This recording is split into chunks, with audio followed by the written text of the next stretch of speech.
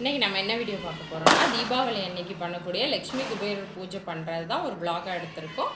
இப்போ தான் என் சேனலை புதுசாக பார்க்குறீங்கன்னா மறக்காமல் சப்ஸ்கிரைப் பண்ணிக்கோங்க. வாங்க எப்படி பண்ணலான்னு பார்க்கலாம். ஃபஸ்ட்டு துளசி மாடத்துக்கு வந்து பூஜை பண்ணுவோம். நான் வந்து வருஷம் இதே மெத்தடில் தான் ஃபாலோ பண்ணுவேன்.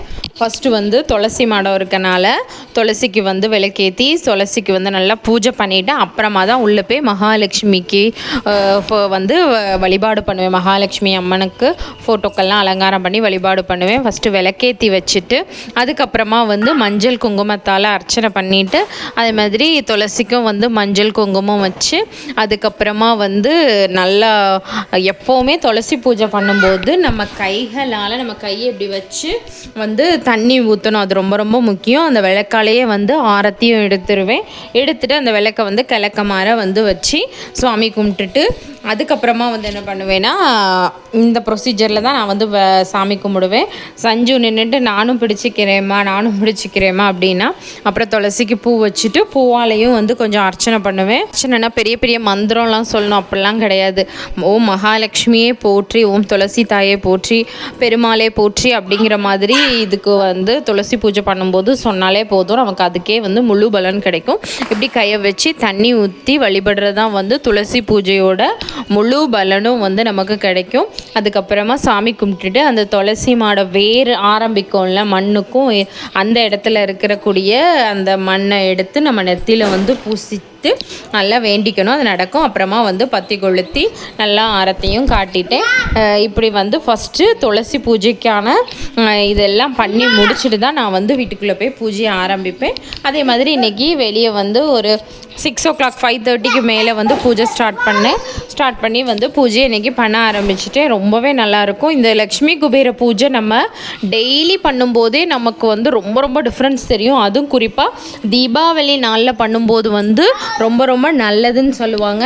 நீங்களே ஒரு வருஷம் பண்ணி பாருங்களேன். டிஃப்ரென்ஸ் நமக்கே தெரியும். நல்ல ஒரு முன்னேற்றம் கிடைக்கும். அதே மாதிரி நம்ம ஒரு 48 நாள் ஏதாவது ஒரு வேண்டுதல் வச்சுட்டு ஒரு 48 நாள் வீட்டில் நீங்கள் இந்த லக்ஷ்மி குபேர பூஜை பண்ணும்போது உங்களோட வேண்டுதல் கண்டிப்பாக நடக்கும். எளிமையான முறையில் பண்ணலாம். இந்த லக்ஷ்மி குபேர பூஜை பண்ணி நிறைய அற்புதங்கள் நடந்திருக்கு. என்னோடய வாழ்க்கையே அதனால் நிறைய சேஞ்சஸ் நடந்திருக்கு. அதெல்லாம் நான் இனி வர்ற வீடியோஸில் உங்களுக்கு கண்டிப்பாக ஷேர் பண்ணுறேன். அதனால தான் நான் விடாமல் எப்போவுமே தீபாவளிக்கு இந்த பூஜை பண்ணிடுவேன். அதே மாதிரி எனக்கு எப்போல்லாம் தோணுதோ அப்போல்லாம் ஒரு 48 days லக்ஷ்மி குபேர பூஜை பண்ணிடுவேன். ரொம்பவே பாசிட்டிவாகவும் இருக்கும். ஒரு நல்ல என்ன சொல்கிறது, உங்களுக்கே அந்த டிஃப்ரென்ஸ் தெரியும். காசு இல்லை, கொஞ்சம் கஷ்டமாக இருக்குது அப்படின்னு நீங்கள் நினைக்கும் போது கூட இந்த பூஜையை பண்ணும்போது கண்டிப்பாக உங்களுக்கு தேவைப்படுற காசு கண்டிப்பாக வரும். அதுக்குன்னு சும்மா உட்காந்துட்டு பண்ணால் வருமாக்கான்னு கேட்டாலாம் வராது. நம்ம உழைக்கவும் செய்யணும். நம்ம உழைப்புக்கான காசு கிடைக்கல, இல்லை எங்கேயாவது காசு வர வேண்டியது இருந்தால் அந்த மாதிரி இருக்கும்போது நம்ம இந்த பூஜைகள் பண்ணும்போது கண்டிப்பாக நடக்கும். எனக்கு நிறையவே நடந்திருக்கு. நீங்களுமே நிறையா பார்த்துருப்பீங்க. அதே மாதிரி இன்றைக்கும் நல்லா மகாலட்சுமி குபேரர்னு எல்லாருக்கும் நல்லா அலங்காரம் பண்ணிவிட்டு 108 போற்றி சொல்லி மலர்களால் அர்ச்சனை பண்ணிவிட்டேன். அப்புறமா இந்த குபேர எந்திரம்னே இப்போ கிடைக்கும். நான் எப்போவும் கோலத்தில் போட்டு மஞ்சளில் தான் எழுதுவேன். அதே மாதிரி எழுதி ஒவ்வொரு இதுலேயும் 9 எண்ணு இருக்கும். அந்த 9 இதுலேயும் 5 ரூபா நாணயம். இப்போ 5 ரூபா எடுக்கிறீங்கன்னா 5 ரூபா ஒரே கோல்டு கலரில் இருந்ததுன்னா கோல்டு கலரில் இருக்கணும், இல்லை சில்வர் கலரில் இருந்தால் சில்வர் ஒரே மாதிரி எடுத்துக்கோங்க. அந்த 9 இது மேலே என் நம்பர் அழியாமல் அது மேலே வச்சுட்டு ஒவ்வொரு காசு மேலேயும் என்ன வைக்கணும்னா ரோஜா இதழ், உங்களுக்கு தாமரை இதழ் கிடச்சா தாமரை இதழ் எதுனாலும் வைக்கலாம். வச்சு அது மேலே அர்ச்சனை பண்ணுற மாதிரி குங்குமத்தால் அர்ச்சனை பண்ணிக்கோங்க.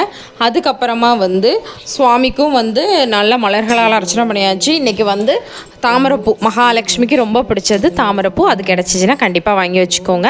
அதுக்கப்புறமா காசாலையும் அர்ச்சனை பண்ணிவிட்டு இன்றைக்கி பிரசாதமாக என்ன வைக்கணும்னா அவல் இருக்குல்ல, சிவப்பு அவலில் வாங்கி நல்லா ஊற வச்சுட்டு அதில் ஒரு ஏலக்காய் அப்புறம் கொஞ்சமாக நாட்டு சர்க்கரை போட்டு தேங்காய் துருவல் போட்டு சுவாமிக்கு பிரசாதமாக வைங்க. நீங்கள் வேறு எதுவுமே வைக்க தேவையில்லை.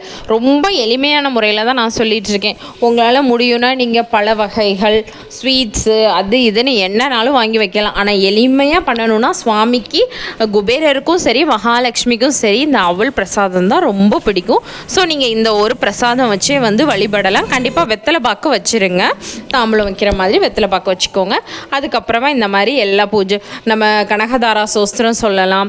இல்லை உங்களுக்கு பாட தெரியாதுன்னா நீங்கள் வந்து பாட்டாவே போட்டு விடலாம். 108 மந்திரங்கள் சொல்லி மகாலட்சுமி பூஜையை வந்து முடிச்சுட்டு அதுக்கப்புறமா தீபதூப ஆராதனை எல்லாம் காட்டி முடிச்சுட்டு நாங்கள் வந்து சந்தோஷமாக பூஜையை முடிச்சுட்டு வெளியே வந்து வெடி விட ஆரம்பித்தாச்சு. சஞ்சு வந்து இப்போ வெடிக்க ஆரம்பிச்சிட்டா. ஈவினிங்காக நல்லா மத்தாப்பெல்லாம் கொளுத்தி இப்படி தான் எங்களோட தீபாவளி வந்து ரொம்பவே இனிமையாக முடிஞ்சிச்சு. உங்களுக்கும் எப்படி இருந்துன்னு மறக்காமல் கமெண்ட் பண்ணுங்கள்.